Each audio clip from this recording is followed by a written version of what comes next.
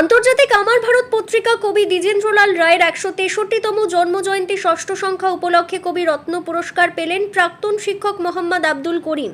বদরপুর বুন্দাশিল গ্রামের বাসিন্দা মোহাম্মদ আব্দুল করিম চাকরি জীবন থেকে সুনামের সহিত কাজ করে গেছেন।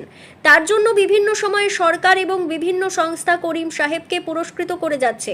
আবার বেঙ্গল থিওসফিক্যাল সোসাইটি ব্যবস্থাপনায় বঙ্কিম চ্যাটার্জি কলেজ কলকাতায় আন্তর্জাতিক আমার ভারত পত্রিকা আশা ফাউন্ডেশনের সম্পাদক শেখ শাকিল আহমেদের ব্যবস্থাপনায় পুরস্কার প্রদান করা হয়েছে।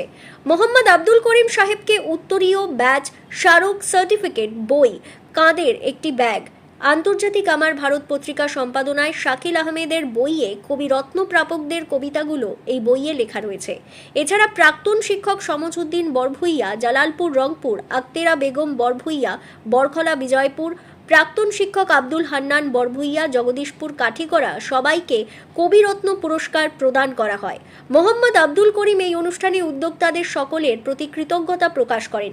করিম সাহেব ইতিপূর্বে রাজ্যিক, রাষ্ট্রীয় ও আন্তর্জাতিক অনেকগুলি পুরস্কারে ভূষিত হয়েছেন। তিনি এই পুরস্কারগুলি পাওয়ার জন্য বারাকবাসী অত্যন্ত আনন্দিত ও গর্বিত। আন্তর্জাতিক আমার ভারত পত্রিকা আশা ফাউন্ডেশনের সভাপতি রজ্ঞনা গুহ, সম্পাদক শেখ শাকিল আহমেদ, প্রধান অতিথি হিসেবে উপস্থিত ছিলেন খ্যাতনামা সাহিত্যিক কবি উপন্যাসিক পৃথ্বীরাজ সিং, যিনি ৩৫০০-র অধিক বই লিখেছেন।